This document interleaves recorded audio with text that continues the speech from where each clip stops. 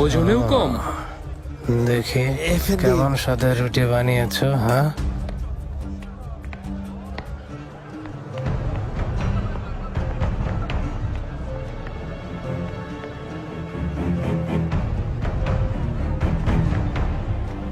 গমের আটায় আবার জবের আটা মিশিয়েছো।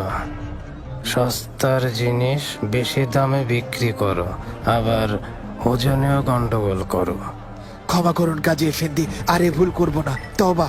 উম্মতে মুহাম্মদ হয়ে তুমি আইন অমান্য করেছ, সেই সাথে ক্রেতাদের সঙ্গে প্রতারণা করা অনেক বড় গুনাহ ফিরিঞ্জি এফেন্দি।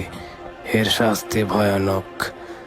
প্রবেশদ্বারে টাঙাও ওকে, বাকিদেরও শিক্ষা হয়ে যাক। কাজী এফেন্দি, এই আমি তওবা করছি। কাজী এফেন্দি, ক্ষমা করুন।